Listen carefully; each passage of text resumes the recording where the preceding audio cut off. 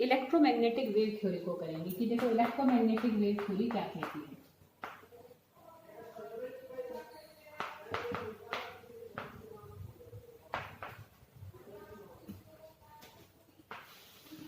ठीक है, इसके 4 पॉइंट्स हैं, तुम्हें लर्न करने पड़ेंगे। तो पहले हम समझेंगे। देखो ये थ्योरी कहती है कि जब भी किसी भी हम सोर्स में से किरणें निकलती हैं, भाई किसी भी सोर्स को जब हम एनर्जी देते हैं, समझ रहे हो, मतलब जैसे कोई भी अभी तुम्हें जैसे मैंने बताया सोडियम का मेटल लिया या नमक लिया या कोई गैस ली, उसको या तो हमने करंट दिया या हमने उसको हीटिंग दी, ठीक है, तो उसमें से क्या निकलती है, किरणें निकलती हैं। ठीक बात है। अब वो जो किरणें निकलती हैं, ये थ्योरी ये कहती है कि उन किरणों का जो एक तरीके से ट्रेवलिंग होती है, चलना होता है, वो लगातार होता है। जैसे बल्ब मैंने जलाया तो रोशनी तुम देखते हो ना, ऐसा तो नहीं है एक जगह से रोशनी आ रही होगी फिर अंधेरा आ जाएगा फिर रोशनी आएगी, ऐसे तो नहीं होता। दैट इज कंटिन्यूअस, वो लगातार चलेंगी। तो ये क्या कहता है कि जो किरणें होती हैं, जो रेडिएशंस होती हैं, दे ऑलवेज एक तरीके से क्या है, मतलब मूव कंटिन्यूअसली, वो लगातार चलती रहती है और एक वेव के फॉर्म में चलती है इस तरीके से। जैसे देखा लहर उठती है समुद्र में, ठीक है, तो इसने कहा कि जो रेडिएशंस होती हैं दे आर कंटिन्यूअस, वो लगातार चलती हैं और एक वेव के फॉर्म में चलती है। पहला पॉइंट ये था इसका, ठीक है। दूसरा पॉइंट वो ये कहता है कि जिस डायरेक्शन में रेडिएशन चलेगी, जैसे मान लो इस डायरेक्शन में चल रही है, अब इसको अपने कमरे के ना कोने से देखना। जैसे कमरे का देखो ये कोना है, जैसे ये ऐसे दीवार है, देखो एक इधर जारी होती है लाइन कमरे की, है ना, जैसे चौड़ाई है, ऐसे लंबाई जा रही होती है। तो 3 डायरेक्शन ऐसे कोने को देखना अपने कमरे के। तो अगर मान लो कि किरणें हमारी ऐसे ऊपर की तरफ चल रही हैं, ठीक है, तो ऑटोमेटिकली रेडिएशन जिस डायरेक्शन में ट्रेवल करती है ना, उसके परपेंडिकुलरली ही उसमें एक इलेक्ट्रिक फील्ड उसकी अपने आप एक सेट हो जाती है और परपेंडिकुलरली ही उसकी अपनी एक मैग्नेटिक फील्ड भी होती है। समझ रहे हो, उसका एक चुंबकीय क्षेत्र भी बन जाता है और उसका एक तरीके से एक इलेक्ट्रिक फील्ड भी उसकी बनती है।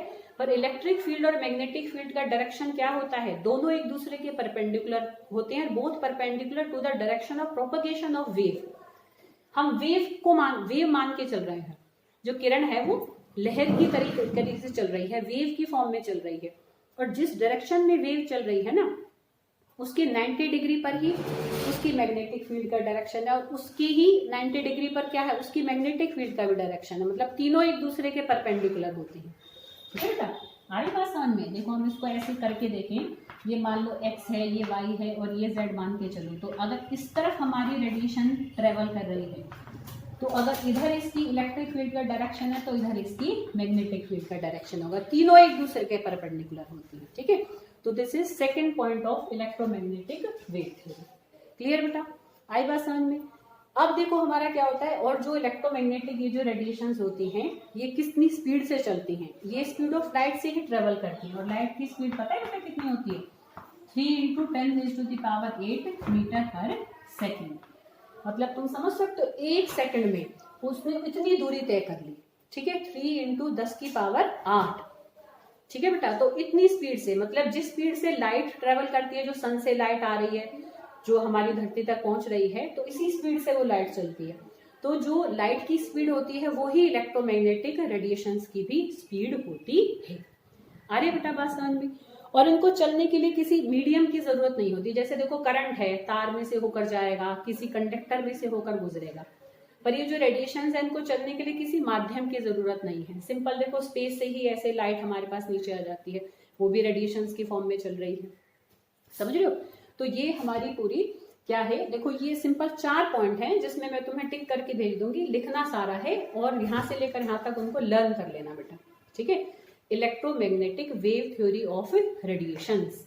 ठीक है बेटा, आ रही बात समझ में कि जो किरणें चलती हैं किसी भी सोर्स में से, जब किरणें निकल रही हैं, जब हमने उसको किसी भी रूप में एनर्जी दी, तो उसमें से जो रेडिएशंस निकली, किरणें निकली, वो कैसे चलती हैं, लगातार चलेंगी, दे आर कंटिन्यूअस। ठीक है, और वेव के फॉर्म में चलेंगी। अब क्योंकि वेव के फॉर्म में चल रही हैं और उनकी अपनी एक इलेक्ट्रिक फील्ड भी उसकी अपनी है और अपनी एक मैग्नेटिक फील्ड भी है, इसलिए हम उन रेडिएशंस को क्या कहते हैं, इलेक्ट्रोमैग्नेटिक रेडिएशंस कहते हैं, क्योंकि उसकी अपनी इलेक्ट्रिक फील्ड भी है और मैग्नेटिक फील्ड भी है और वेव की फॉर्म में चल रही है, इसलिए इस पूरी थ्योरी को हम क्या कह देते हैं, इलेक्ट्रोमैग्नेटिक वेव थ्योरी कह देते हैं। ठीक है, तो ये तो इलेक्ट्रोमैग्नेटिक वेव थ्योरी हुई।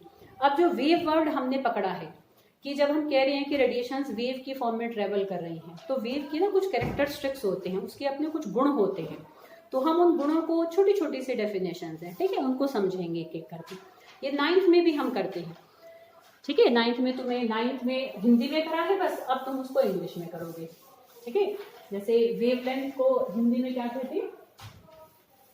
वेवलेंथ को हिंदी में क्या?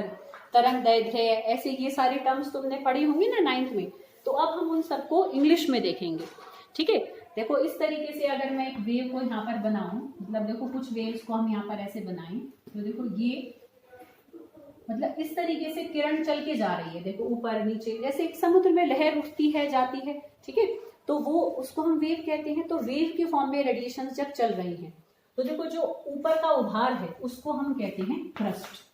क्या कहते हैं उसको बेटा? क्रस्ट। और जो नीचे की डेप्थ आ रही है उसकी, जो नीचे की तरफ जा रहा है, उसको हम कहते हैं ट्रफ,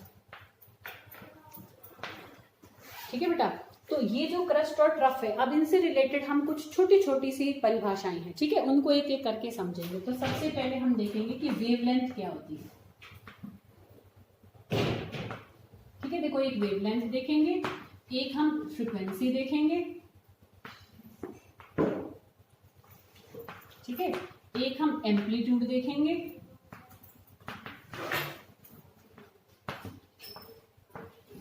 एक वेव नंबर, और एक और है वेलोसिटी, ठीक है। और एक देखेंगे वेव नंबर। तो ये 5 टाइम की छोटी छोटी सी डेफिनेशंस हैं, इनको तुम्हें लर्न करना है, इनकी यूनिट्स हैं, इनको याद करना है, ठीक है। देखो वेवलेंथ एक तरीके से क्या है, देखो ऐसे भी समझ सकते हो कि एक वेव की जो लेंथ है वो वेवलेंथ होती है।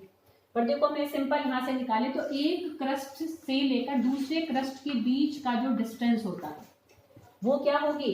उस वेव की वेवलेंथ होगी। या मैं कहूँ ट्रफ के बीच का जो डिस्टेंस है, या एक क्रस्ट से लेकर दूसरे क्रस्ट तक जब हम पहुंचे तो कितनी इनके बीच में अंतर था, ठीक है। ये जो लेंथ है एक क्रस्ट से लेकर दूसरे, तुम देख भी सकते हो, देखो इसमें ये आधा, ध्यान से देखो यहाँ इसमें आधा क्रस्ट यहाँ है, आधा क्रस्ट यहाँ और एक ट्रफ आ रहा है। तो ऐसे भी मैं कह सकती हूँ एक क्रस्ट और एक ट्रफ की मिलकर जो लेंथ होगी वो भी वेवलेंथ है। या पर हम डिफाइन जब इसको हम सिंपल करते हैं ना, तो सिंपल कहेंगे distance between any two consecutive crust और एनी टू कंसेक्यूटिव ट्रफ।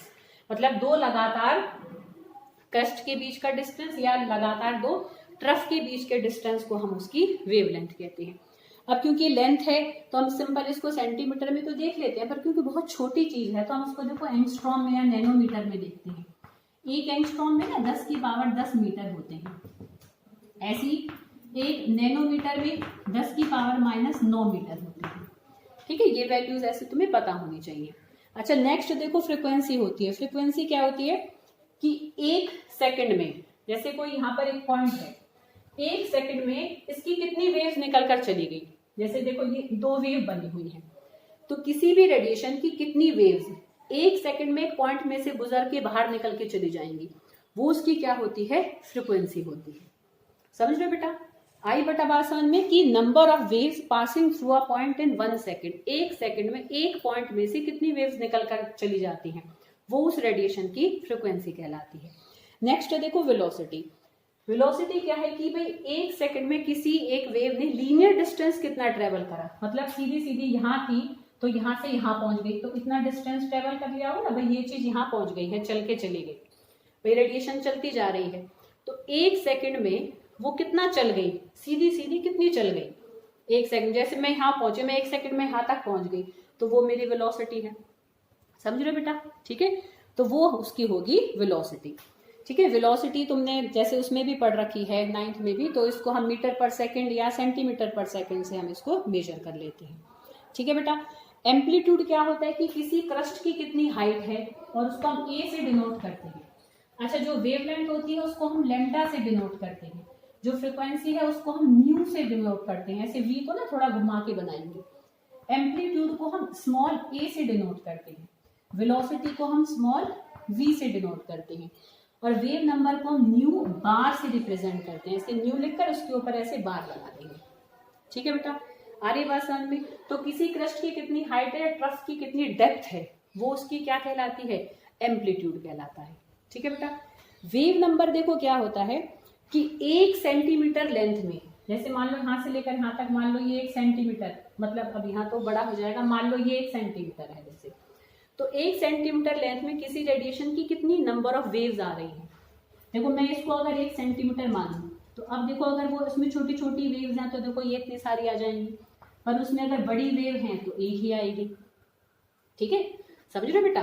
तो अब तुम ऐसे भी कह सकते हो कि देखो इसकी वेवलेंथ कितनी कम होगी, तो जिसकी वेवलेंथ जितनी कम होगी उसका वेव नंबर उतना ही ज्यादा होगा। देखो इसमें 1 सेंटीमीटर लेंथ में 1 2 3 4 वेव्स आ गई, पर इसके 1 सेंटीमीटर में एक ही वेव आई, पर इसकी वेवलेंथ बहुत ज्यादा है। ठीक है, तो वेवलेंथ जिसकी ज्यादा होगी उसका वेव नंबर कम होगा, या मैं कहूँ जिसका वेव नंबर ज्यादा होगा उसकी वेवलेंथ बहुत कम होगी। ठीक है, तो हम इसको nu bar is equal to 1/λ भी होता है। ठीक है, ये इनका आपस में ये इसका रेसिप्रोकल होता है वेवलेंथ का। तो ये 5 इनकी टर्म्स हैं रिलेटेड टू वेव। ठीक है, क्लियर बेटा। अभी एक रिलेशनशिप और बता देती हूँ बस में, फिर मैं इसके तुम्हें न्यूमेरिकल भी बताऊंगी। ठीक है, नेक्स्ट वीडियो में या मैं पिक्स भेजूंगी, तुम्हें समझ में आ जाता तो ठीक है, नहीं तो फिर मैं उसकी और वीडियो बना के भेजूंगी। देखो ये जो वेलोसिटी है ना, v से भी रिप्रेजेंट करता है, लाइट के केस में हम उसको c से भी रिप्रेजेंट करते हैं। ठीक है, तो हमारा देखो c इज इक्वल टू क्या होता है, म्यू इंटू लैम्डा होता है, मतलब वेलोसिटी किसके बराबर, फ्रिक्वेंसी इंटू वेवलेंथ के बराबर होती है। तो कई बार इन तीनों की ना न्यूमेरिकल्स आ जाते हैं, बहुत आसान है, 2 चीज दे रखी होती है, तीसरी चीज पूछ लेते हैं, या कई बार लैम्डा नहीं देते, वो वेव नंबर दे देते हैं। तो वेव नंबर जब दे देंगे तो लैम्डा दे रखा है तो इसको पुट कर दो, यहाँ से वेव नंबर निकल आएगा। मतलब कई बार क्या कहते हैं कि वो वेवलेंथ पूछ लेगा और वेव नंबर पूछ लेगा, तो तुम्हें ये और ये दे रखे हैं तो ये निकल जाएगा, ये निकल जाएगा तो ये भी निकल जाएगा। ठीक है, तो ये एक रिलेशनशिप होता है किसका, वेलोसिटी, फ्रिक्वेंसी और वेवलेंथ के बीच में। क्लियर बेटा।